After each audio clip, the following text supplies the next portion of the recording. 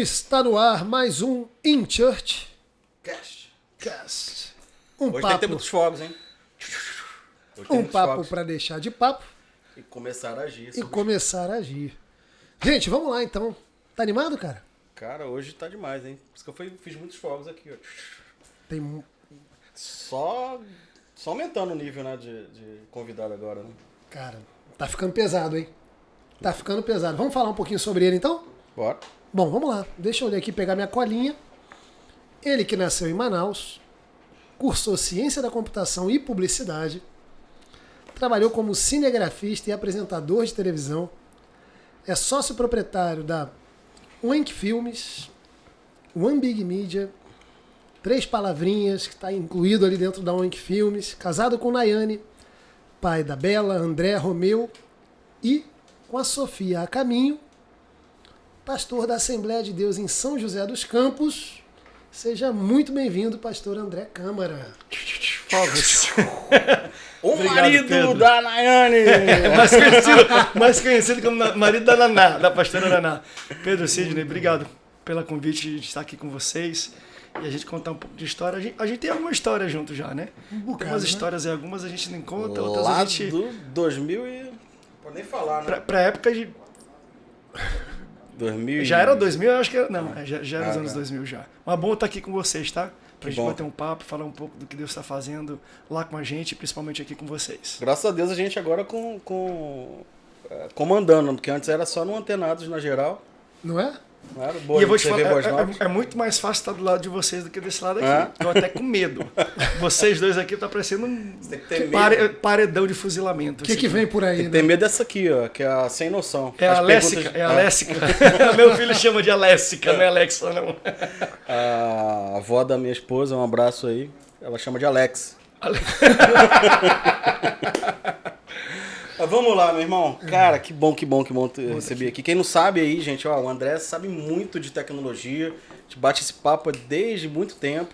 Sabe muita coisa, já inovou, já tem muito, né, desde Três Palavrinhas, muita coisa em tecnologia, muita coisa em comunicação, em criatividade. Mas é filho de pastor, né, Assembleia de Deus. Filho de pastor tem que ser pastor. Conta um pouquinho como é que foi essa história aí de você. Felipe, não, assim, eu quando cresci nunca quis ser pastor, não. E meu pai até hoje ele fala isso. Para quem vai na igreja, e às vezes ele vai ministrar lá na igreja quando ele pisa, né? Ele é o pastor da igreja. Ele fala, o André, quando era mais novo, jovem, sempre falava assim, ó. Porque o meu pai é pastor, meu tio é pastor, meu avô é pastor. Por parte de pai e por parte de mãe. Meus tios por parte de mãe são pastores. Meus tios por parte de pai são pastores. Eu sou totalmente pasteurizado, assim, né? Desde sempre. Mas eu falava assim, eu quero ganhar dinheiro. Eu quero ser rico, quero ganhar dinheiro, vou ajudar vocês a sustentarem. E eu sempre tive uma veia muito empreendedora. Tanto que o meu irmão também é pastor. O meu irmão, desde cedo, ele já sabia muito bem. Eu vou ser pastor, eu vou estudar para pastorear. Ele viajou, fez curso nos Estados Unidos para ser pastor. E eu fui fazer ciência da computação. Sempre gostei de tecnologia. O Felipe Depois sempre pareceu mais publicidade. centrado. Sempre. Não. Ele continua sendo. Mas eu sempre quis isso e comecei a empreender. E eu acho que Deus foi deixando, liberou. E teve um tempo que Deus falou, ó, tá na hora agora de vir aqui. Foi muito claro a voz de Deus, né? A maneira como Deus falou. E o meu entendimento hoje, olhando para trás, Deus me permitiu viver tudo isso, tecnologia, publicidade, empreender, porque Ele queria essas competências no reino, na casa dele, como pastor, como igreja, né? E eu acho que o evangelismo empreendedor na tecnologia digital é muito importante para os dias de hoje e vocês são grande parte nisso, né?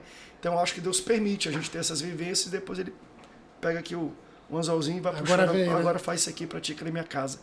E essa foi um pouco da minha experiência. Então eu falei, vou ganhar dinheiro, quero ficar rico. Aí ele falou, não vai ser pastor. E eu estou aqui hoje servindo, mas você citou um pouquinho, eu milito muito ainda na área da tecnologia, com empresas e tudo, e é a minha paixão. Eu gosto de falar, e quando a gente senta então para conversar, a gente falou, se pudesse a gente estava almoçando até agora, só de falar de inovação e tecnologia para o reino, né? Que é uma paixão, é algo que arde muito no meu coração. E é muito legal, assim, vou aproveitar esse gancho aqui, porque eu acho que a pergunta que eu queria fazer é, você entende, né, então que tecnologia e reino, o que você viveu de alguma forma te preparou para o momento que você está hoje, né, te capacitou, enfim, trouxe ali competências, né, como você falou, que hoje estão sendo aplicadas ali no dia a dia ali da igreja, né? E a Assembleia de Deus, como organização, uma organização centenária, né? Uma igreja que vem aí com uma história, poxa, muito linda, que impactou a vida de milhões de pessoas, mas é uma igreja mais conhecida muitas vezes pelo tradicionalismo, né? E como é que você enxerga isso, ou como é que você entende, né, essa pegada da tecnologia, ou esse momento, né? Você numa igreja que tem isso como história, né, essa tradição e etc., e ao mesmo tempo entendendo os momentos que a gente vive hoje, né? Porque é uma questão social, cultural. A tecnologia não é luxo, né? A tecnologia é necessária. O mundo mudou, né? O mundo mudou, né? Não, mas assim, e você falou, a Assembleia de Deus tem uma história, né, de tradicionalismo. Na verdade, ela tem um presente de tradicionalismo. É uma igreja que tem 112 anos, completou, né, centenário. Mas quando ela inicia como uma igreja de falar com a atualidade, né, de dinamismo muito grande. Tanto que a Assembleia de Deus, como uma igreja pentecostal, e foi a primeira igreja inicial que muitos chamam de movimento pentecostal. Pentecostal não um movimento, mas nesse sentido mesmo de social de igreja, de como a gente enxerga, ok. Ela veio com muitas inovações e como você serve a Deus, por exemplo, uma liturgia de culto. Então, em tempos que ninguém batia palma, ninguém levantava, então você vem com pessoas que conseguem se expressar mais no culto. E eu sempre falo isso para as pessoas, né? E ela cresceu muito. Hoje é a maior igreja evangélica do Brasil e do mundo. Sim. E a gente tem que ter muito cuidado. Eu sempre falo isso com as pessoas. E como nós, como líderes e assembleanos, encaramos a nova maneira e as novas igrejas que se levantam. Porque muita gente, muita tecnologia, muito modernismo, não sei o quê. Eu falei, gente, deixa eu falar uma coisa. Que a gente chama de church, né? As churches.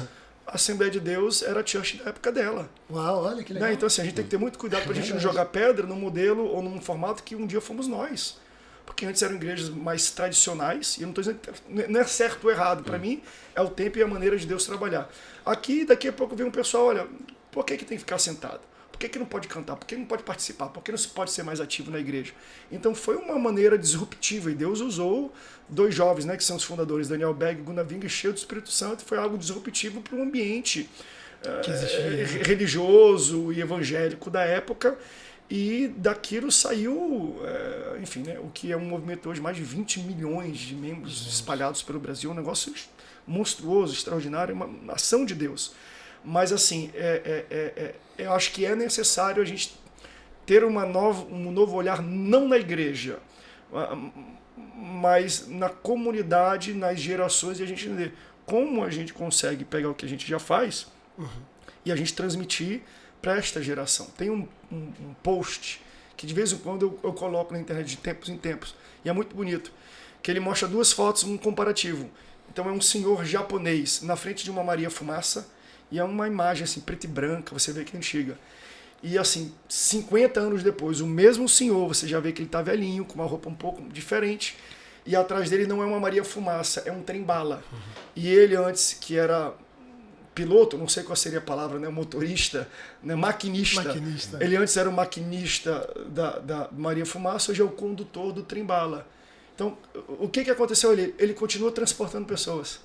Só mudou velocidade, só mudou tecnologia, só mudou foto, mas ele transporta pessoas. Então a igreja, ela tem uma função, e a gente tem que continuar cumprindo a mesma função, só que de maneira mais rápida, com uma roupagem às vezes um pouco diferente, respeitando gerações. Então eu acho que Deus me colocou na condição que eu estou hoje como pastor, e até tendo aí sim uma história familiar muito forte na Assembleia de Deus, com raízes muito fortes que talvez proporcionam a mim alguma autoridade para falar de algumas coisas que nós assembleanos às vezes temos como vaca sagrada. Eu, como um pastor, eu gosto de todas as manifestações, por exemplo, musicais. Eu amo harpa cristã, mas assim, amo de coração. Tanto que um dos projetos que você falou da Wink Filmes, que produz o 3 Palavrinhas, tem um, se vocês forem no YouTube, chamado Missão Harpa, gratuito. A gente pega a música da harpa e bota em reggae, e bota em rock, e faz um desenho, um filmezinho, tem um enredo por trás, né? Que eles fazem uma máquina do tempo para voltar no passado e quando eram compostas as músicas. Qual foi a nossa ideia com esse projeto? Resgatar um tesouro que para mim é maravilhoso, não pode ser esquecido, que é o hino, a teologia, a história da harpa cristã, mas aplicar ela para um formato, para um modelo, para um ritmo da atualidade. O tanto que eu amo que a gente investe nisso. E é o que conecta, né? Porque você vê, que uma criança, onde ela abriria uma harpa cristã para poder ouvir e ler uma música. Agora, se transformando isso num modelo de 3 palavrinhas, onde está ali, está no YouTube e ela assim, tem acesso a esse conteúdo. Se você parar para pensar, o modelo do 3 palavrinhas, quando iniciou, o 3 palavrinhas iniciou com o Samuel Mizrahi. Veio da ideia da cabeça dele e falou assim, né, e até não conversa com os sócios, que são hoje são 4. Samuel, o Reinaldo, o Heleno, que é o Leno, o Fred e eu. Ele falou assim, vamos fazer um galinha pitadinha de crente? Porque só tinha, né, a galinha azul cantando papapá e as crianças assistindo e não tinha muita produção. Até hoje não tem tanto dessa marca em si. E eu trabalho com esmilinguido, né? Que a gente pois é. E eu trabalho com televisão, faz muito sentido para mim também entrar nisso. Vamos fazer isso aqui. E eu entrei no projeto e o Samu continua sendo, para mim, uma das pessoas mais brilhantes que tem. Inclusive, a esposa dele, a Adila, é quem dá a voz e canta no 3 palavrinhas. Então, eles são o coração e a cabeça criativa de todo esse projeto. A gente dá suporte e ajuda. Mas, assim, o modelo do 3 palavrinhas, ele é o modelo do Galinha Pitadinha, que é o modelo do Missão Harpa. Memória afetiva. As músicas do 3 palavrinhas são músicas que meu pai cantava. E eu cantei na igreja. E meu filho também está cantando na igreja. Então é um formato que dá certo. A harpa cristã, claro, é mais rebuscado, a linguagem, difícil de entender. Mas se a gente começar cantando desde pequenininho, as crianças vão aprender isso.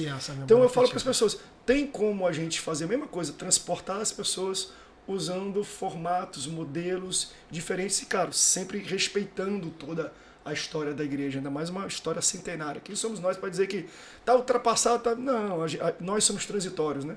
Se o Senhor não voltar antes de eu morrer, a igreja vai continuar, amigão. Exato. Então eu não sou maior do que ela, eu tenho que me inserir e ajudar ela, e eu acho que eu posso participar. Por exemplo, teve uma vez que umas pessoas mais tradicionais foram na igreja, harpa cristã e tudo, mas depois entra o worship, que na igreja eu entendo que a gente tem que ter participação para todas as faixas etárias, eles se sentem representados na igreja. Então tem a harpa cristã, que a nossa igreja tem esse modelo de família. Então um avô está aqui, ele vai se identificar com alguma coisa, e o netinho dele também vai olhar e se identificar, porque na hora do louvor, de liga e fumaça e luz e tudo, ia mover, poder, é uma coisa gostosa.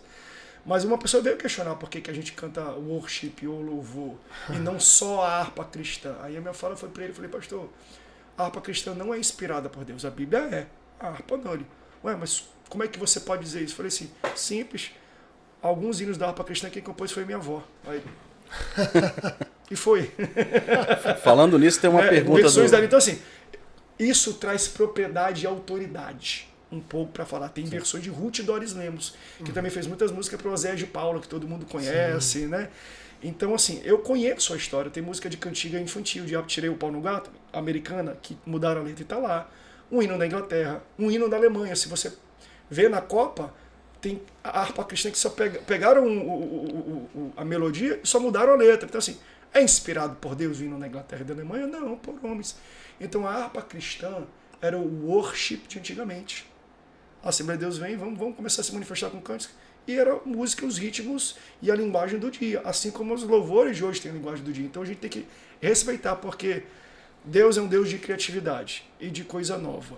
Então, para mim, Deus não se prende só com uma manifestação musical de 112 anos atrás. Ele continua fazendo, e para mim são coisas eternas, e a gente tem que prezar muito por isso. Você quase que adivinhou aqui a pergunta do Sem Noção, pode soltar aí, que agora vai ser só para confirmar. Solta aí. Alessica. Prefere o worship ou retetê? Worship ou reteté? Reteté. Mas tranquilo. Mas já percebeu uma coisa? Tanto que eu prefiro reteté, a gente tá vivendo esse tempo de músicas worships que cantam música reteté em versão worship. Já percebeu isso? Sim. O pessoal está começando a cantar isso. Eu vi um projeto agora fantástico do Thales, só com um hino de fogo, corinho de fogo. Então a gente está vivendo esse momento. Sempre reteté. Sempre. Deixa eu pegar o gancho ainda do que a gente estava falando. Você falou um negócio aqui que a gente repete muito, né? Quando você estava falando da ideia do trem-bala para Maria Fumaça, né? E tecnologia é meio, né? Ele continuava transportando pessoas, mas mudou a tecnologia. Ou seja, a tecnologia é meio para algo, não é fim. Perfeito. Né? E Por que a gente ainda vê tanta resistência nas igrejas, ou em muitas igrejas? Eu não estou agora falando só de Assembleia, ou de a igreja A, B ou C, no geral. Por que a gente ainda vê tanta resistência em relação ao uso de tecnologia, ou de entender ela como ferramenta para o avanço do reino? Eu acho... Tu fez a pergunta e tu respondeu, né? Ao entender que ela é um erro. É porque a gente não entende. É ignorância. Todas as pessoas vão ter medo daquilo que elas não conhecem, do desconhecido. Ou daquilo que elas não têm acesso. Por muito tempo a igreja, principalmente a Assembleia de Deus também, que é uma igreja que tem um histórico de um nível social muito simples, como não tem acesso a dinheiro, demonizava o dinheiro. Por quê? Porque não tinha. Aí na época televisão, rádio, não tinha acesso, demonizava. Hoje está todo mundo usando, né? E a pandemia até ajudou isso. Gente que falava, a televisão é pecado. Aí pegava um vídeo de gente falando que a televisão era pecado em algum culto, e daqui a pouco nós estamos começando mais uma live, a mesma pessoa, né? Porque assim, a Bíblia vai falar muito isso, né? A Bíblia, existem textos da Bíblia que eu acho interessante, que eles falam assim, ó, eles andam eles andam na escuridão ou em trevas, e a terra vacila. Na Bíblia, escuridão ou trevas não é necessariamente inferno ou diabo, mas é um apontamento para a ignorância. Então, quando eu desconheço algo, eu ando no escuro, eu não sei o que é. E vai falar também que Satanás é o príncipe das trevas, da escuridão. Ele é o príncipe da ignorância. Satanás, ele sempre cresce na minha ignorância, naquilo que eu não sei. A minha ignorância é o campo de atuação de Satanás. Então, a gente tem a tendência de satanizar aquilo que a gente não sabe, aquilo que a gente conhece, aquilo que a gente não tem acesso. O meu pai, ele sempre foi um pastor muito empreendedor. E isso é fato. O que eu vou falar aqui não é para criticar a minha denominação. Pelo contrário, eu amo a Assembleia de Deus. Mas para mostrar como ela tem amadurecido em algumas coisas. Mas o meu pai, quando ele já era pastor no Amazonas, presidente lá do campo, do ministério que chama, começou um trabalho com rede de rádio e de televisão. Era a antiga Manchete. Adquiriu a rede Manchete lá no estado do Amazonas, a igreja, para fazer trabalhos, e começou a pedir liberação no governo para poder ter outros canais e crescer como rede, que hoje se torna a Rede Boas Novas. E ele chegou numa das convenções da igreja e falou assim, olha, eu estou aqui com o papel, com a concessão do estado tal, da capital tal, para abrir canal, só que a gente não tem meios, não tem dinheiro, não tem estrutura para isso. Eu gostaria de doar para a igreja, para que os pastores desses estados pudessem implantar. A única coisa que eu peço é, se você puder manter 2 ou 3 horas de alguma programação nossa lá, porque conseguiu, e vai ter que ter da cabeça de rede, vai ter que vir daqui a programação. Ele tomou, acho que nessa comissão, 2 processos disciplinares de exclusão, porque televisão é pecado e pastor e igreja não pode ser dono de televisão. Olha só. Entende? E hoje todos estão na televisão. Sim. Então é um aprendizado daquilo que a gente desconhece. É porque era uma ferramenta, de fato, usava para coisas que a igreja condenava. Só que ao invés de condenar o conteúdo, condenavam a plataforma, a ferramenta. Então esse é o problema. Se você condena um tipo de bebida, eu não posso falar que ter copo é pecado. É beber o que está dentro do copo que é pecado. Mas esse que era o problema um pouco na comunicação. Não, vamos proibir o copo, que aí não tem problema. Porque existe até disso, para mim, raízes que apontam a questões até judaicas antigas. Tinha muito isso, né? Se você não pudesse, no sábado, colocar algo em cima de uma mesa, ele falava assim, você não pode ter mesa. Para nem correr o risco de ter a mesa e um dia colocar. Sim. Então, por isso que eu falo, não é uma crítica, às vezes é um zelo exacerbado pela falta do conhecimento por algumas coisas, sabe? Ou de algum equilíbrio. Que eu acho que Deus vem quebrando e hoje a gente vive um tempo maravilhoso. Na igreja Assembleia de Deus. Existem muitas igrejas Assembleia de Deus que... E para mim, assim, o formato mais tradicional, ele é necessário, tá? Eu converso às vezes com o pessoal, não pode transicionar, porque ele tem que servir as pessoas que não querem transicionar. Elas gostam do formato, assim. Se você vai numa congregação, como nós chamamos, né? Pequeno, 40 pessoas, 30 pessoas, tu vai no culto da Assembleia de Deus, eu acho uma das coisas mais lindas, eu vejo poesia naquilo. Porque numa igreja dessa congregação tem coral de crianças, coral de varões, não é homens não, coral de irmãs, coral não sei o quê, do pandeiro.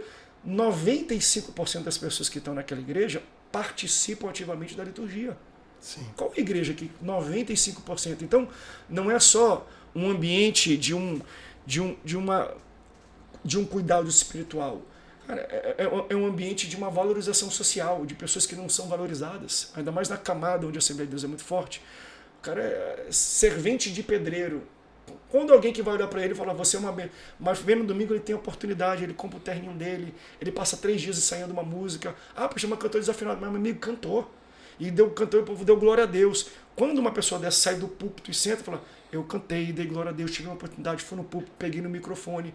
Uma pessoa que não tem oportunidade para falar para ninguém. Então a igreja, na questão social, de inserção de pessoas, de valorização de pessoas, também é muito boa. Numa igreja de 1.000, 2.000 pessoas, nunca teria talvez uma oportunidade de poder se expressar dessa forma. Então eu falo isso para as pessoas. Todos os formatos são necessários. Desde do pastor do ultra tradicional, tem gente que gosta de ultra tradicional. Então Deus bota aqui, não, vai fazer parte do meu corpo. E a gente precisa também no nosso corpo para botar a gente um pouquinho o pé no chão também, às vezes, sabe? Eu gosto dos contraditórios, eu acho isso interessante. E eu vejo também hoje, talvez, e algumas outras manifestações de pastores de 2ª ou 3ª geração na Assembleia de Deus que têm uma cabeça bem mais dinâmica e também empurram para uma visão mais atual no sentido de comunicar da maneira mais adequada, não da maneira certa. Não estou dizendo porque senão eu vou falar que é aquela maneira errada. Eu digo uma maneira mais adequada para a geração de hoje. A gente está Enfim, já entramos aqui, eu acho, falando do tema igreja e aprofundando, eu acho, que nesse assunto, mas a gente tem um momento, né, que é aqui o momento X-Mission. E o que é esse momento, André? É o momento em que a gente... Bom, primeiro, quer explicar, Sidney, o que é X-Mission? Momento X-Mission. Na verdade, muitos pensam que a gente entrega tecnologia, né? O que é iChurch? Tecnologia, faz aplicativo, faz site para a igreja e tal. E, na verdade, a gente tem uma missão bem clara aqui de ajudar a igreja a atrair, né, cuidar, capacitar, para que a gente possa formar discípulos, né, que possam multiplicar com o chamado ali do ID, né?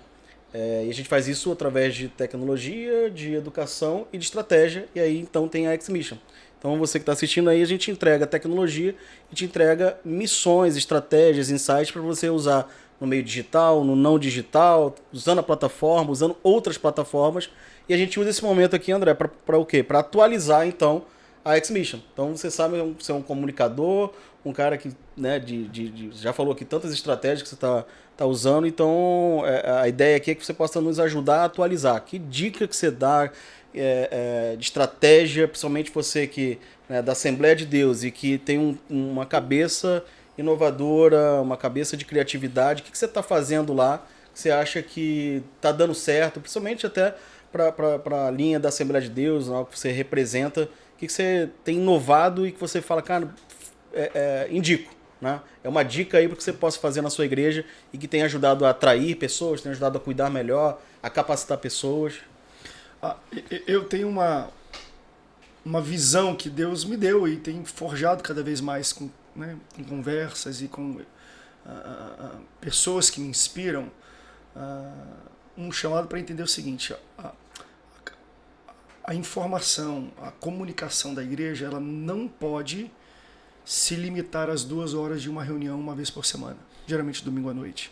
E a gente está correndo, principalmente nas grandes cidades e metrópoles, as pessoas, o tempo que elas têm, eu vou uma vez por semana na igreja e já é maravilhoso, não reclame disso. Já você tem 2 horas ininterruptas da atenção de alguém, use da melhor forma possível. Mas a gente não pode se prender a essas 2 horas. A gente está competindo com muita gente. A atenção dessa pessoa ela é bombardeada toda hora.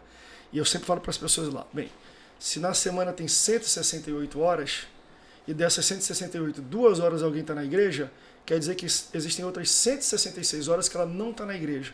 E eu provoco os pastores, nosso líder, a perguntar o seguinte: o que nós, como igreja, estamos fazendo para alcançar essa pessoa nas 166 horas que ela não está aqui dentro da igreja? Sim. Porque se eu falo uma coisa aqui, a próxima vez que eu vou falar com essa pessoa é daqui a uma semana, ela não vai lembrar mais, não vai colocar no coração. Se não tiver uma boa didática, ela nem lembra mais. Então, uma das coisas que eu, desde o início do ministério pastoral que eu tenho feito eu não posso me limitar a pregar um sermão, uma pregação, uma mensagem só no culto. Eu preciso ter desdobramentos disso durante a semana. E aí, amigo, vai da estratégia, do orçamento, da criatividade da pessoa. Porque a gente fala, porque tem TV, porque tem rádio. Porque a gente fala assim, meu amigo, rede social é de graça, abre um perfil, manda SMS, SMS não, né? SMS já tá antigo demais, né? Manda Torpedos. Zap. Época do torpedo. Tem o aplicativo, manda push. Então nós temos uma estratégia de comunicação na igreja, onde o que é pregado domingo tem desdobramentos durante toda a semana. Então cada dia eu vou incomodar, eu vou acessar, eu vou chegar com essa pessoa para relembrar ela de uma mensagem, seja com um clipe da pregação, seja com SMS, seja com alguma coisa, para ela poder sempre estar lembrando e permear essa pessoa da mensagem que foi pregada. Então eu falo isso, pregar um prego não é uma batida só. Então quando nós pregamos, a gente não consegue inserir tudo que a gente quer só no domingo à noite. A gente tem que dar mais algumas marteladas, e essas marteladas tem que ser durante a semana. Porque quando chega no outro domingo, você tem que dar novas informações ou relembrar dessas informações. Então eu sempre falo isso com os pastores, para todo mundo. Usa o que você tem na mão. Hoje tem um monte de coisa gratuita para você não apenas se prender com uma pregação na semana, porque a pessoa pode até ir no YouTube, mas se você não tem presença também, ela vai ser discipulada por outro pastor, mesmo frequentando a sua igreja. Então, seja frequente e entenda o que você está fazendo nas 166 horas que ele não está dentro da sua igreja. Então hoje, muito da minha atenção na comunicação não é feito para a igreja domingo à noite. Não. A maioria do meu tempo da produção de conteúdo é feita para as 166 horas que o cara não está, as pessoas, as famílias, né, não estão dentro da igreja. Eu penso muito para o ponto disso, só para colocar mais tempero aí nesse que você está falando, o ponto tem um dado que diz, né, isso em pesquisa, em comportamento de internet, que a gente passa 9 horas online em dispositivos móveis, ou seja, a gente usa isso aqui e fica, olha só, 9 horas online. Só? Já que era mais? Só 9? 9 horas diários, né? Então, assim, na verdade, são 9 horas, são adolescentes e... Não, 9 horas adolescentes e 7 horas adultos, né? Então, ou seja, parte do dia, ou seja, quase o dia inteiro você fica online. O que a igreja, de fato... pode aproveitar disso? O que você me fala em termos de aproveitar dispositivos móveis para conexão? Não, assim, eu acho que a guerra nossa hoje é de ocupar. Assim, alguém vai ocupar o espaço e o tempo dos membros e das pessoas. Se a gente não ocupar, o mundo ocupa com o que ele tem. E ele tem muito conteúdo. Você citou agora, né? Você falou, poxa, talvez de repente vai estar sendo discipulado por outro pastor. Que bom se for outro pastor, porque na maioria das vezes não é um pastor, né? Ele vai ser discipulado pelas Anitas e... Não é? Né? É o que a gente pelo sabe. feed, né? Pelo feed, exato. Né? O feed está discipulando e não o altar, e não o púlpito, né? Exatamente. E esse ambiente. Não, mas eu acho, assim, nós temos que estar presente naquilo que se apresenta na vida das pessoas. Então, onde é que as pessoas estão? Estão no YouTube, por exemplo. Eu sempre trabalhei com televisão. Meu pai fundou a Rede Boas Novas há 30 anos atrás. Né? E quando eu senti essa transição, porque assim, o meu filho, né, o Romeu, o André, a Bela, não assistem a televisão linear mais. Eles não vão ligar no horário que tem um desenho, até porque nem tem mais isso em TV aberta. Né? Veio para cá porque eles entendem, não tem mais espaço, eles vão lá e clicam e assistem para e voltam quando eles quiserem. Então a próxima geração não vai consumir nada de forma linear. Eles vão on demand, no momento que eles querem, quando eles querem, na velocidade que eles querem, que já é uma coisa nossa. Né? Hoje, 2x no WhatsApp direto. Eu já vi um pouco meus filhos e eu fiquei até preocupado com isso. No YouTube. Ele está vendo desenho em 2x. Olha só. Porque tem que ser mais rápido, acaba logo o desenho. Que é uma loucura. Né? Tá muito acelerado isso. Mas o nosso papel, às vezes, a gente tem que entender, não é criticar isso, porque isso é a realidade. Né? Ok, então como é que em 2x eu transmito de maneira própria? Fala mais devagar na gravação. Oi, você. Aí ele vai botar em 4x, entendeu? Ou vai pular. Então, assim, ao invés de eu ficar questionando e batendo, cara, deixa eu produzir alguma coisa então e lá no meio tentar. Então, quando eu vi essa transição da forma de consumir, também foi quando apareceram essas questões de 3 palavras. Então eu falei, é isso aqui. Eu preciso estar lá, preciso ter presença. Porque se não está aqui, está onde? Então, assim, né, temos que usar todos os meios de tecnologias possíveis e apresentados para a gente transmitir o amor de Deus no formato daquele dispositivo. Aquele que ele fala, é vídeo de 15 segundos? 15 segundos, irmão. Dá para fazer muita coisa em 15 segundos. Jesus multiplicava pão em peixe, levantava coxo e paralítico, dava visão a cego em milésimo de segundo, velho. 15 segundos ele fazia um estrago no inferno. Então dá pra gente usar essa criatividade e dentro do formato, do tempo, de tudo, inserir algum e começar a fazer um diálogo com essas gerações.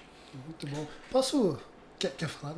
Não, eu ia continuar, porque assim, você vê, tem esse desafio, né, esse entendimento, pô, eu entendi agora, justamente a gente tem que conectar melhor com as pessoas, elas estão online ali 9 horas diárias, se a gente não fizer nada, vão fazer, mas aí muitos que estão aí escutando e vendo a gente aí devem se perguntar, né, poxa, mas como eu começo, você tá contando ali no almoço, né, um pouquinho lá da tua equipe, fazendo um material incrível ali de inteligência artificial e etc. Eu falei, pô, tua equipe tá fazendo isso, mas muitos pensam, poxa, mas como é que eu começo, como é que eu vou, o que fazer primeiro, o que você tem feito lá, que pode ser exemplo principalmente para a linha da Assembleia, uma comunidade está iniciando.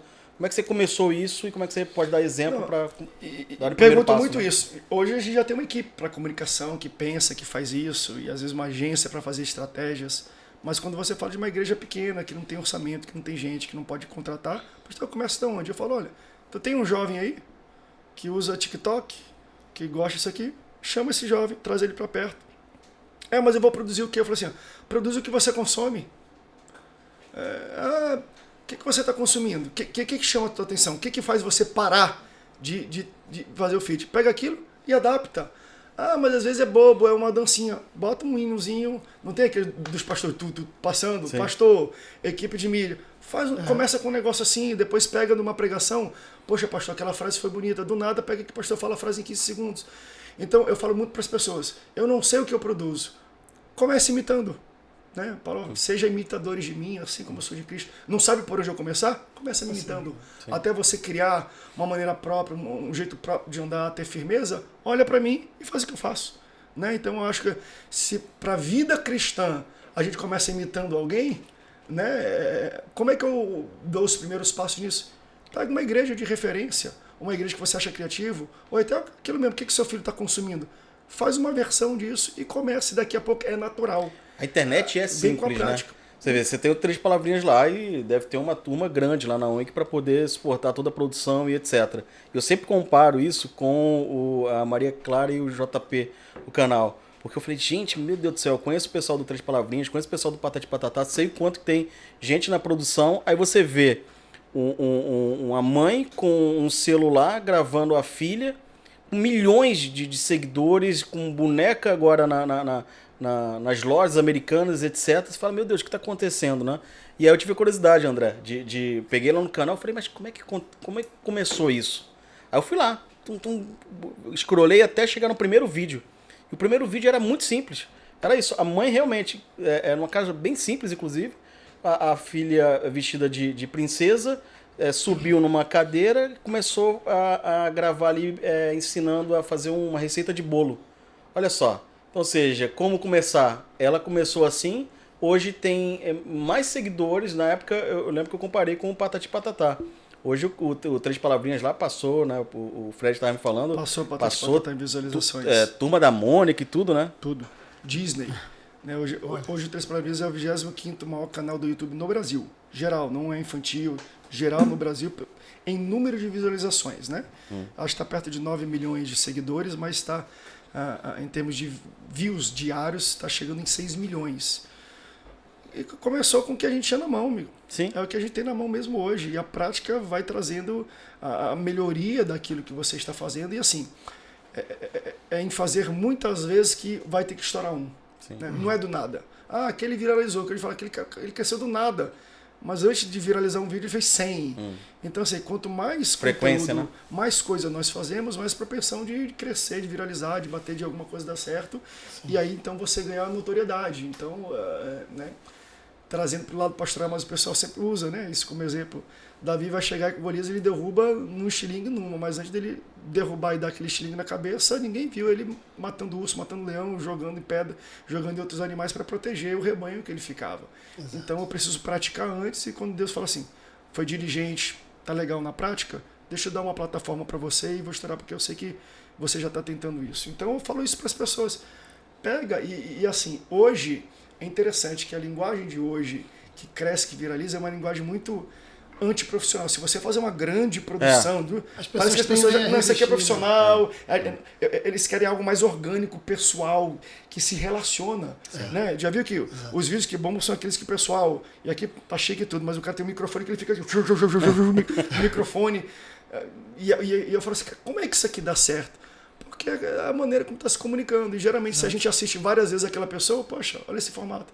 Pega alguém que tem algum tipo de desenvoltura, faz aqui coisa parecida com isso aqui, pega o microfone, bota lá na garganta e fica fazendo essas brincadeiras e começa a fazer coisas até pegar o jeito e vai dar jeito. Hoje, eu acho que a comunicação e a facilidade, ele dá vantagem para quem é amador. Sim, é democrático, né? Assim, né? A internet é democrática. Não precisa de mais nada, enfim, né?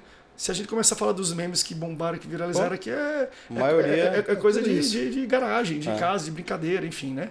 Então pode acontecer, só que assim, para acontecer você tem que ter muito conteúdo. E é bom ter muito conteúdo, porque quando estoura uma pessoa, quem é esse cara? Quando vê já tem mais 100 coisas lá. E aí você já tem muito material para entregar para essas pessoas. Então, eu falo para a pessoa, continua produzindo. Tem que ter você consistência, vai crescer. Sempre.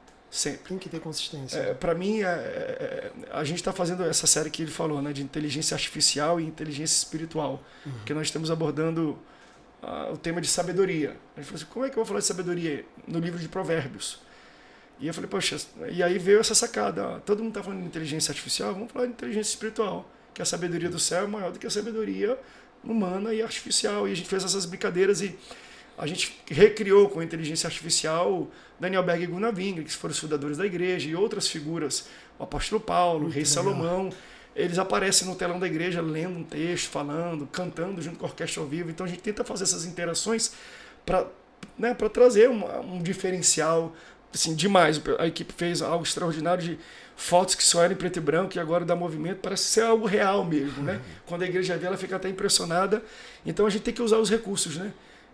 Vai se levantar, e eu não sou contra, eu sei que, né, meu chamado não é um chamado do estudo escatológico, é o fim dos tempos, essa tecnologia.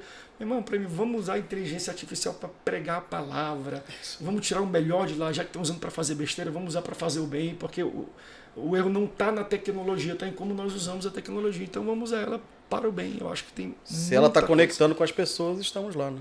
Até porque em termos de conteúdo, se for ver, a questão é só esse, é o primeiro passo de qual o formato e como você vai fazer, porque conteúdo a gente tem, respostas para o mundo, né? Eu sempre falo isso. A gente tem o melhor conteúdo. O melhor conteúdo. A melhor mensagem transformadora que existe é a nossa.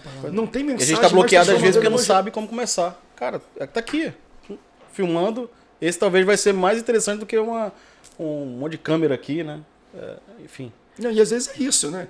Dependendo do público que for, ele quer uma coisa mais... Eu, quando pego vídeo pregando, eu gosto de usar muito rede social, eu posto. Tem alguma frequência de postagem, mas eu acho interessante que... E eu já fiz esse teste. Eu pego uma mensagem pregando na igreja, bem filmado, fundo desfocado, luz cor, legenda, cara... Pô, aí tem alguma... Enfim, ministração que tem alguma frase de efeito. Se eu pego 3 vezes depois, falo a mesma coisa. Mesmo texto, tudo, mas não boto legenda. Mas eu tô dentro do carro. Meio assim, saí da academia, tô com camiseta, não tô no engajamento é maior. Eu falo a mesma 5, 6 vezes maior. É aquilo que eu tô falando. Quem tá pegando aqui. Mais verdadeiro, né? É verdadeiro, passa isso, mais verdade. Então, assim, cara, sem filtro, tá na intimidade. Então, eu falo, esse é o melhor momento para mim. De quem não tem estrutura para passar sua mensagem. É o melhor momento. E a gente tem que estar perto e entendendo essas tendências. Muito bom. Ainda dentro desse momento X-Mission aqui, agora eu vou pegar por um outro lado, André. Você vem, então, né, desse histórico profissional, empreendedor. Cara, o que você aprendeu, né? Que competências que você tem hoje e que você pode compartilhar? O que você acha que um pastor deveria ter e que você trouxe, talvez, da tua vida empreendedora? Eu acho que tem algumas coisas que a gente vê ali no dia a dia, mas, sei lá, talvez olhar para métricas, olhar para algumas coisas que a gente está muito acostumado a fazer no meio empresarial, numa corporação. Quais são as lições ali, ou algumas delas que você trouxe para o Ministério, que você fala, cara, isso aqui é muito bom, eu aprendi lá, mas apliquei aqui e isso tem me ajudado muito? Eu vou falar até algo tão simples, mas tão simples, que para mim o mais difícil é o simples, de verdade. Que às vezes a gente espera tecnologias, métricas e tudo. Para mim, qualquer tecnologia ela é feita para encurtar a distância. Assim, conceito geral, encurtar a distância. Fazer as coisas mais rápidas, quem está muito longe se conecta e resolve de maneira mais simples.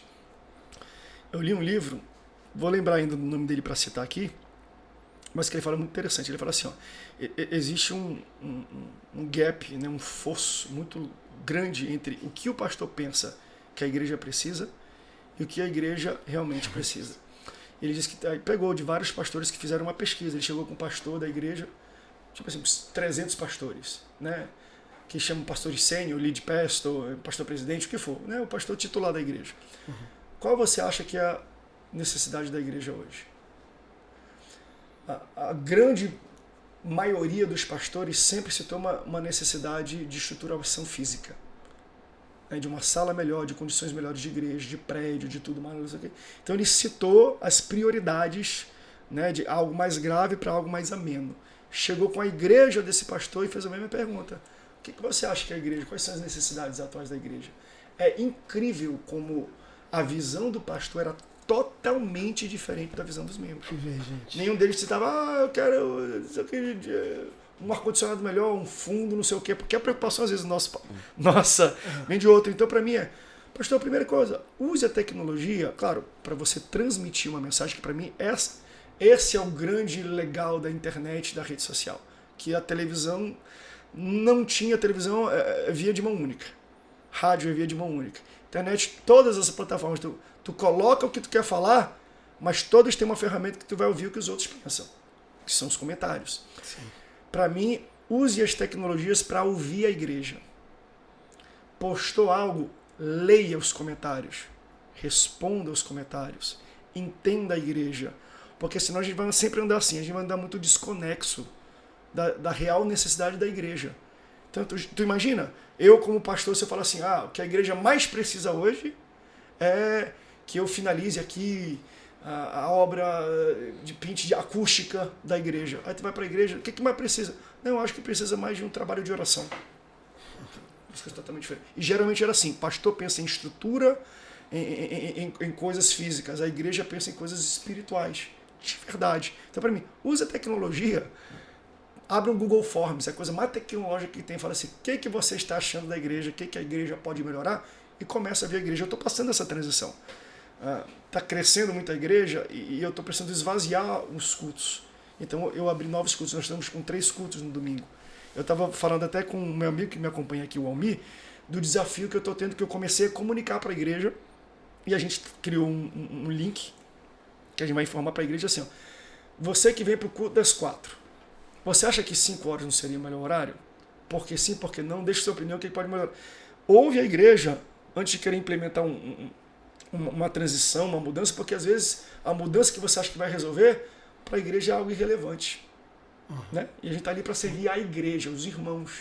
Então, para mim, usa a tecnologia para escutar a gente, para se conectar com as pessoas, senão a gente vai ficar um alienado no púlpito, pregando coisas que a gente acha que tem necessidade, mas a igreja está com fome de outro alimento, sabe? Então, para mim, usa tecnologia para escutar pessoas. E olha que contraditório, né? Porque muita gente com medo, os pastores, igrejas, fala, a tecnologia ela vai distanciar as pessoas, elas vão ficar em casa, etc. E o que você está falando é justamente o uso da tecnologia para cuidar melhor das pessoas. Que se você sabe o termômetro da igreja, onde ela está, o que ela quer, né? Pedidos de oração, por exemplo, na InChurch. Eu ia falar disso, estava com isso na cabeça, que você falando o tempo todo só me via isso, né? Pedido de oração no aplicativo na InChurch, ele te dá esse retorno. Olha, tantos por cento da igreja está orando ali por parte financeira. Olha que incrível, você sabe que você vai pregar no domingo, né? Então o que você falou é muito do que a gente estava conversando anteriormente, muito de internet, conectar, usar redes sociais, que é a parte ali do atrair,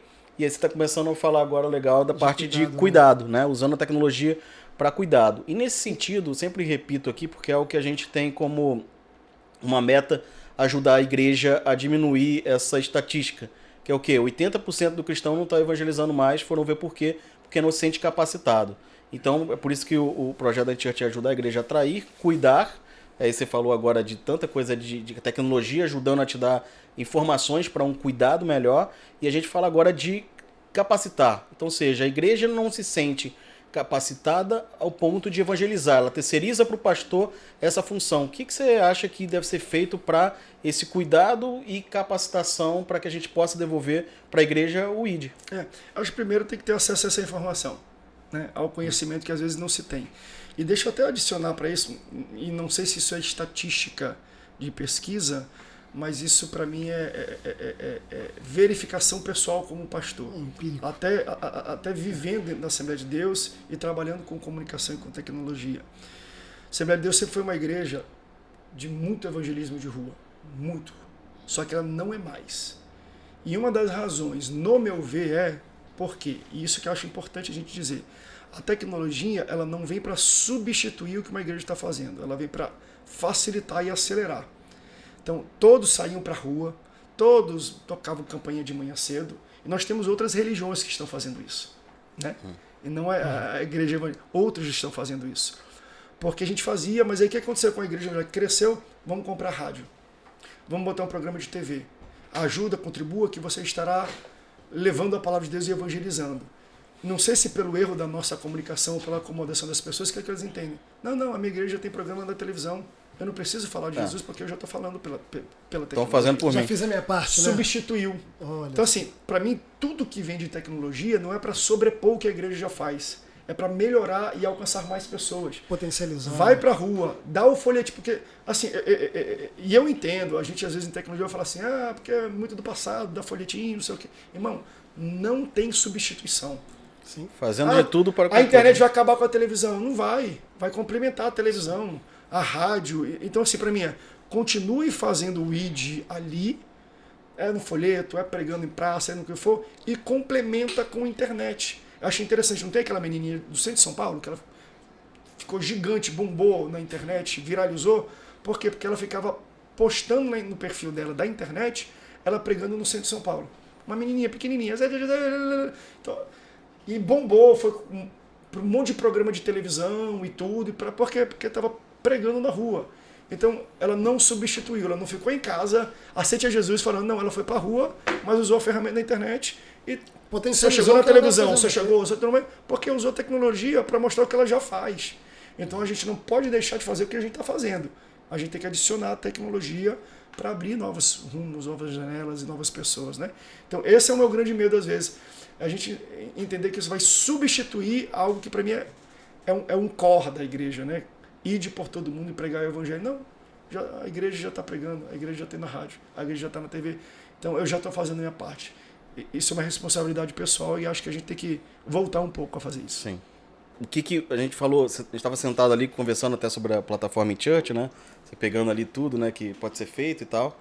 E você demonstrou um grande interesse em, de fato, você entender o status das pessoas na igreja, né? Ou seja, a pessoa chega, quem é, você botou até alguns níveis ali, né? De visitante, etc.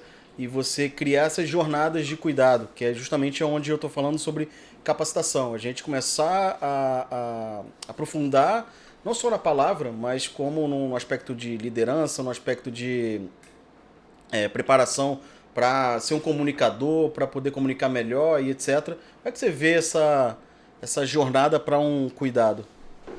Eu acho que essa é a... Cuidado não, capacitação, desculpa. É a jornada do crente, é a jornada bíblica, né? A Bíblia vai falar que a caminhada, o avanço do crente é que nem a luz da aurora, que vai amanhecendo, amanhecendo, amanhecendo, amanhecendo. A vereda do justo é como a luz da aurora, que vai amanhecendo, amanhecendo, até se tornar dia perfeito. Então, o apóstolo Paulo vai comparar a caminhada cristã e a vida cristã como uma corrida. Então, etapas. Tem etapa que eu faço mais esforço para ficar em pé porque eu estou parado. E eu tenho que dar um arranque. Depois tem a de me posicionar certo. Depois tem a de correr em pleno. Depois tem que se preparar para chegar. Então, cada etapa eu faço uma atividade diferente, uma forma diferente para ter uma corrida perfeita e boa. E a jornada do crente na igreja é a mesma coisa. Eu acho que nós temos que nos preocupar sempre com o próximo passo. Para tudo. Tudo na igreja tem que ter um próximo passo. Alguém chegou na igreja, ok, qual é o próximo passo? É se tornar membro. E depois de se tornar membro, qual é o próximo passo? É batizar nas OG. E depois de batizar nas OG, qual é o próximo passo? Ele servir na igreja. E depois de servir, qual é o próximo passo? Ele liderar. E depois de liderar, qual é a próxima coisa que pode ser feita para essa pessoa servir melhor ao Senhor? Então, eu acho que toda a igreja tem que ter essa noção, né? Quais são as fases de uma jornada? Tem pessoas que dizem que tem 3 fases, 4 fases, 5 fases, e aí vai da percepção de cada pastor. Mas eu acho que independente do número de fases, o que nós vamos colocar no sistema, né? No mecanismo da igreja, para fazer essa pessoa se aperfeiçoar naquilo. Eu sempre falo isso, né? E eu não sei como seria em inglês, mas em português falo que é o PPP, né? Em português também seria talvez provisão, pessoas e processos. Né? Então, se você vai num restaurante e você se sente muito mal atendido pelo restaurante, você fala que aquele cara atende muito mal, é horroroso. Provavelmente a culpa não é do cara, é do processo do restaurante. Se você pegar aquele mesmo atendente e botar no restaurante onde tem um processo de preparo dele, ele vai dar um atendimento extraordinário com a mesma pessoa. Então, às vezes, a gente culpa muito, a pessoa não vale muito, a pessoa não sabe, a pessoa não está preparada. Não. Mas não tem processo. Não tem um processo para preparar essa pessoa. Perfeito. O crente não sei o quê, o crente garoto, o crente menino. Não, mas qual foi o processo que essa igreja teve para tirar ele de menino e trazer Gálatas vai falar, né? Enquanto o menino, enquanto o herdeiro é menino, de nada ele se diferencia do servo. Então Deus coloca tutores e curadores até o dia da sua herança. Ou seja, eu sou imaturo, então não vou me diferenciar de ninguém, mas para eu amadurecer eu tenho que ter vozes de sabedoria, tutores e curadores, pastores, líderes em cima de mim para poder me amadurecer. Então, quais são essas pessoas que seriam as lideranças? E como é que você estrutura isso para quem chega crente menino, não tem sabedoria, se torna uma pessoa sábia e uma pessoa prudente? Isso é responsabilidade da igreja. E você acha que falta, no geral, intencionalidade na igreja? Porque assim, eu vejo essas jornadas, assim, a gente lida com as igrejas, só que muitas vezes elas são pouco intencionais, elas acontecem quase que por osmose, né? Tipo, tem que acontecer. E são poucas as igrejas que a gente vê que estão cuidando realmente das etapas, entendendo os momentos, entendendo as pessoas que chegam muitas vezes, né? Quem é aquela pessoa que está chegando, quais são as características dela, né? E como é que a gente pode promover para ela uma jornada de crescimento, de amadurecimento. Quer ver uma percepção que eu tenho que eu acho que é bem interessante da gente citar aqui? Eu sou pastor da Assembleia de Deus em São José dos Campos, lá nós temos 180 igrejas, templos. Né? Então a gente tem igreja de 30 pessoas e igreja de membresia de 2.000 pessoas. Né? Então tem igreja pequena, micro, média para grande e muito grande. Dentro da mesma família, do mesmo ministério. Essa questão de jornada e tudo, ela se torna principalmente necessária quando você está numa igreja que 50, 60 pessoas para cima, você precisa ter isso com muita clareza. Né? Igrejas menores não pensam nisso porque às vezes não estou dizendo que não precisa, mas eles não acham que é muito necessário.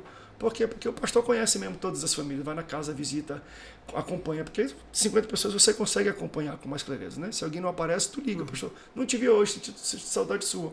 Com 50 pessoas dá para fazer. Com 500 é impossível fazer isso. Então eu acho que isso é um processo também da maturidade e do crescimento da igreja.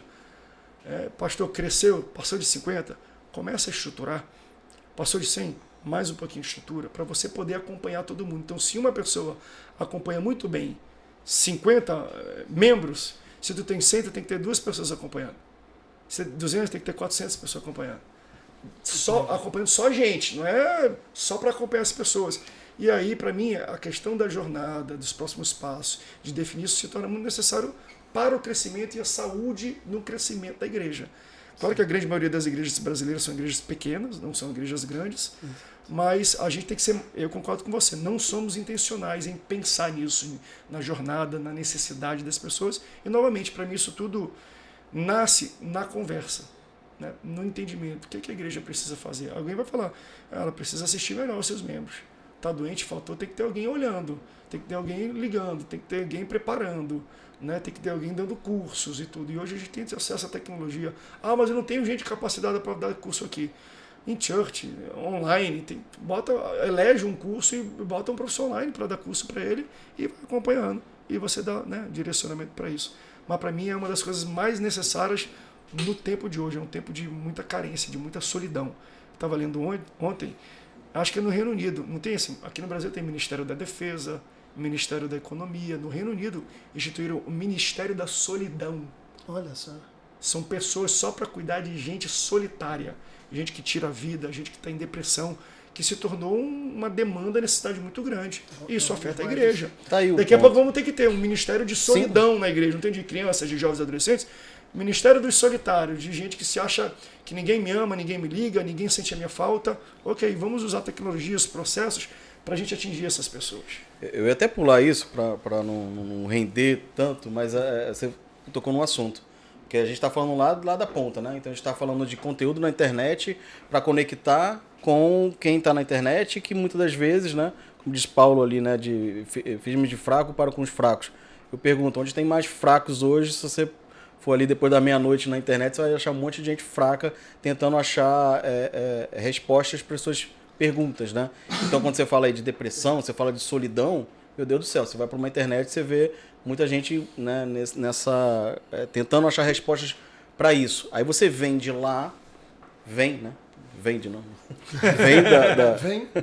Vem de lá da internet com esse assunto. Então imagina a igreja, quando eu estou falando de jornada, é isso, você atrai respondendo uma pergunta, uma dor, nós temos respostas, Jesus tem resposta para isso, a Bíblia tem resposta para isso, e você começa então, você traz da internet, traz para uma plataforma, seja ela digital, seja ela local, os dois trabalham juntos, servindo pessoas, e aí você começa então uma jornada que não desconecta com esse começo, né? Então imagina, você está falando sobre depressão, você traz ela para uma jornada dentro da igreja, você sabe, começa a conversar e começa então a caminhar com essa pessoa dentro desse assunto.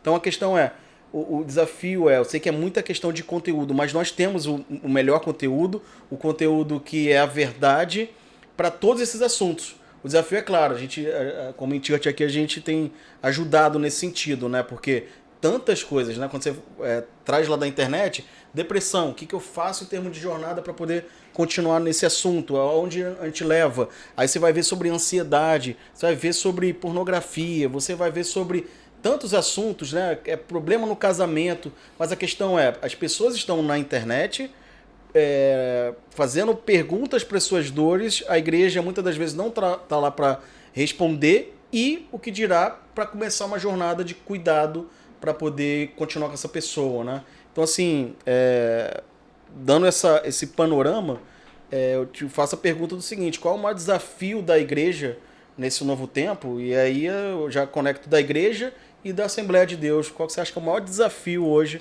para a igreja? Simples essa pergunta que tu me fez, hein? Qual é o maior desafio para a igreja hoje? Não, eu acho que o desafio continua sendo o mesmo. Pergunta de 1 milhão, né? Não, mas eu acho que continua sendo o mesmo. A gente sabe que para mim o maior desafio de pregar Cristo é o cristão. Sensacional. Sabe? Eu sempre falo assim para as pessoas, né? E a Bíblia vai falar, nós somos como vasos de barro e carregamos algo muito valioso.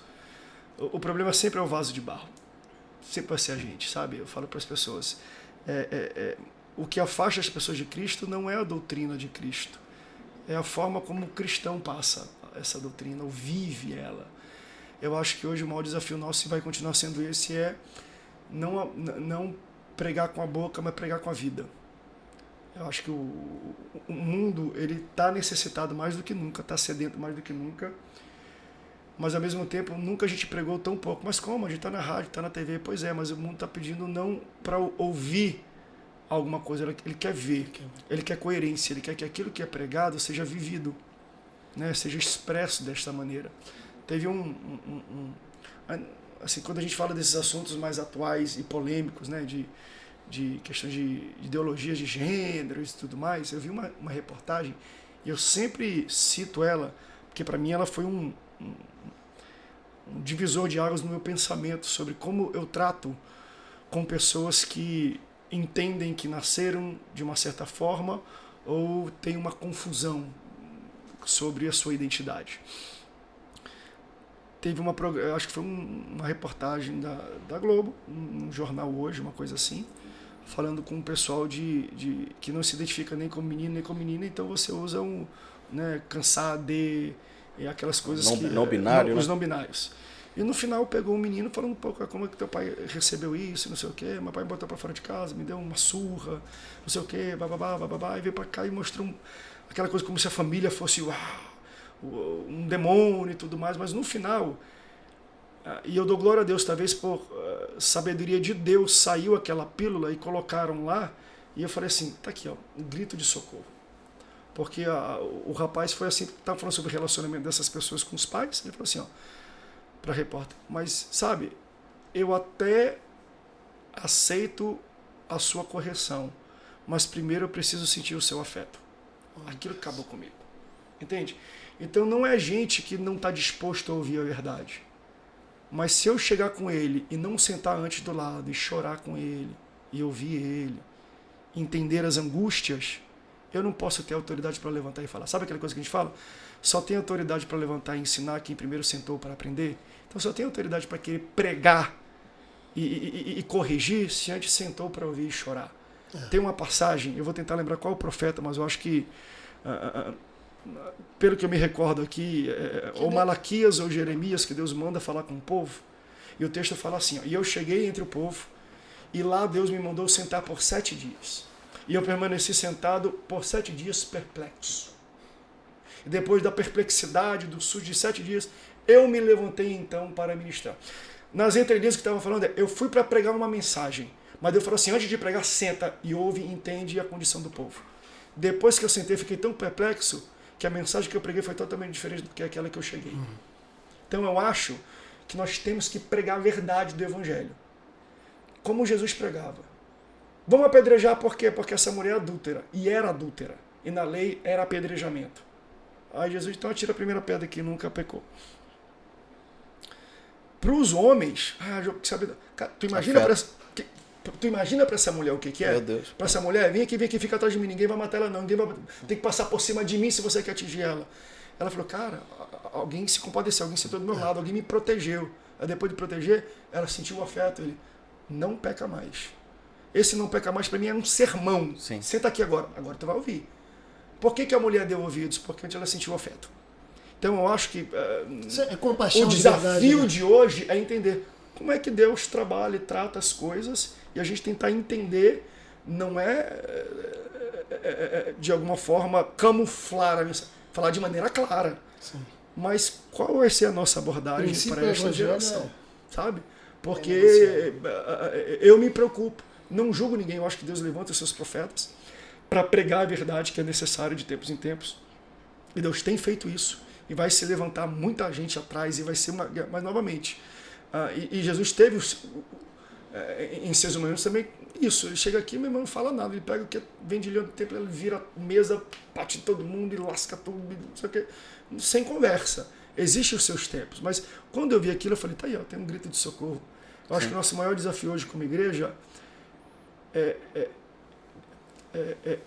é fazer o que... Quando Moisés sobe no Monte Sinai para receber as tábuas da lei. Ele andou com o povo, Deus está aqui as tábuas da lei, está aqui a planta do tabernáculo, está aqui a lei civil, isso aqui. Quando ele está descendo, se eu não me engano, Josué se encontra com ele no meio do caminho e eles vão descendo. E tem o bezerro de ouro, né? Que está lá embaixo com Arão. Josué se encontra com ele no meio do caminho e quando eles estão chegando, Josué fala assim, eu ouço um barulho. No texto bíblico, na revista corrigida, alarido de guerra há no arraial de Israel. Então tem um barulho aí, tem alguma coisa acontecendo, eu estou ouvindo um barulho. Aí Moisés vai complementar falando uma coisa muito triste. Ele fala assim, eu também estou escutando barulho, um alarido. Mas eu não sei se é alarido de vencedor ou de vencido. De campeão ou de derrotado. Estou falando de Israel, igreja. Então assim, a igreja está fazendo barulho hoje? Tá. O mundo está ouvindo o barulho da igreja? Tá. Mas o barulho que o mundo ouve é qual? É de condenação, é de graça, é de sabedoria, ou é de julgamento, é de gente, de campeão ou de derrotado, porque a gente está na rádio, a gente está na TV, a gente está na tecnologia, mas como é que as pessoas estão ouvindo esse barulho? Que tipo de barulho a igreja está fazendo? Então eu acho que a gente tem que fazer uma ponderação hoje. Qual é o som que a gente tem que ressoar para o mundo? Como é que eles têm que entender a igreja na postura que estão entendendo? Não aceitamos, não compactuamos com o pecado, né? Eu vi o Hernandes Dias Lopes, ele falou algo extraordinário, ele falou assim, ó, a igreja é um lugar para todos, mas não é um lugar para tudo. Né? Mas sendo de todos, eu recebo primeiro, depois de receber e mostrar fato. Assim não, no limite. Tem que ter mudança aqui, querido, tem que ter mudança aqui. Mas ele tem que sentar primeiro, ele tem que ser... Então eu acho que nós temos esse desafio para os tempos de hoje. É a geração que menos recebe afeto, uma geração solitária. Sim. E a igreja está aí para dar um afeto e correção, porque eles vão aceitar a correção, mas só depois do afeto. Então a gente não pode chegar só com a correção, só com o cinto, né? É que nem minha mãe fazia as duas coisas ao mesmo tempo, acho que é de vocês também. Ela pegava o cinto, ela lascava o cinto mesmo e falou assim, ó, eu faço isso porque eu te amo.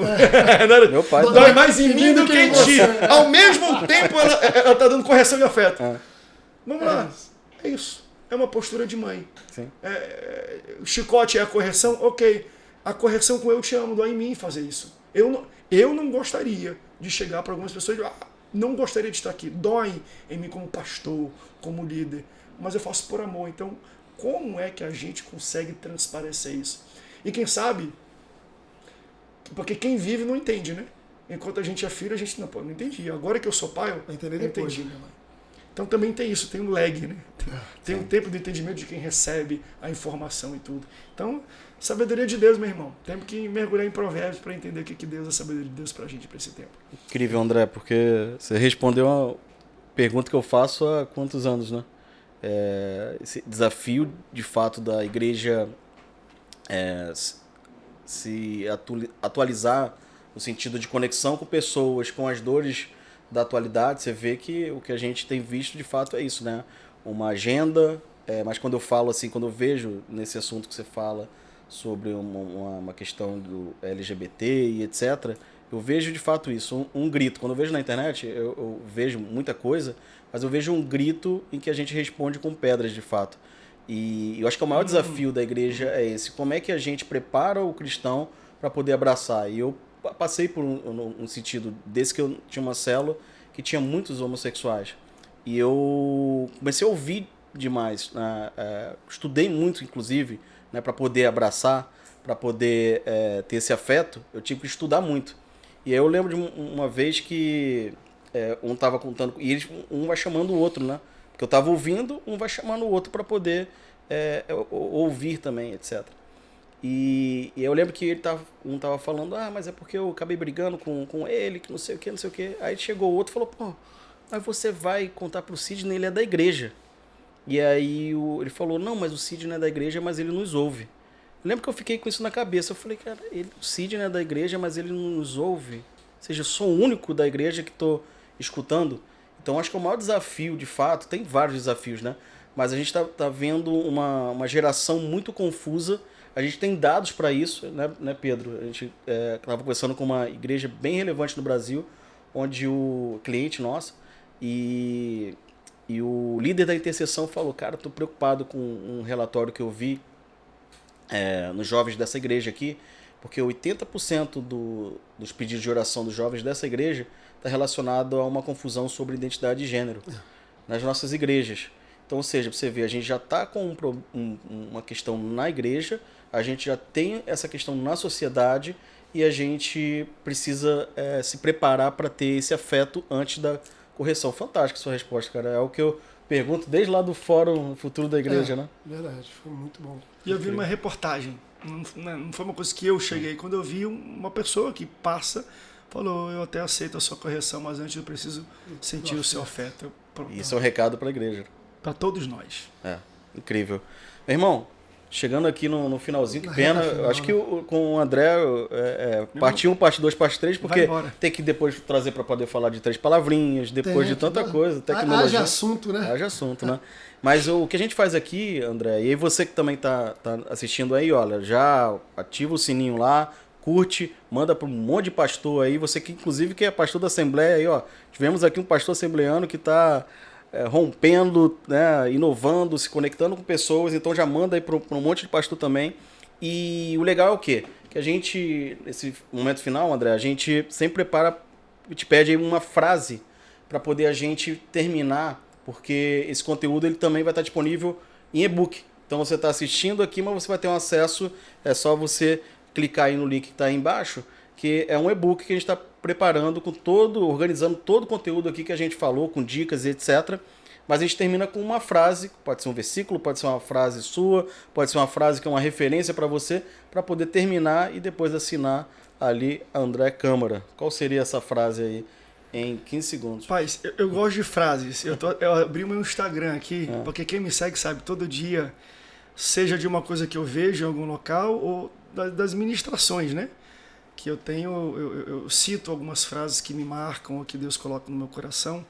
Mas já que a gente passou uma tarde tão agradável, né? A gente falou de projetos e de viagens e de coisas que a gente teve e outras pessoas que nos abençoaram estão ao nosso redor, eu deixo essa frase que eu publiquei, acho que alguns dias atrás, no início do mês, que fala assim, ó: se as pessoas do seu círculo de amizade não te melhoram, eles não são um círculo, são uma prisão. Nossa. Hey! Receba! Receba! Só já rodando assim, né? Obrigado, tá, amigos? Cara, Muito bom estar aqui com vocês, André. alegria demais. É bom demais. Foi muito bom, muito bom. Obrigado, Pedro. Até a próxima, pessoal. Em Churchcast. Churchcast. Até a próxima. Galera.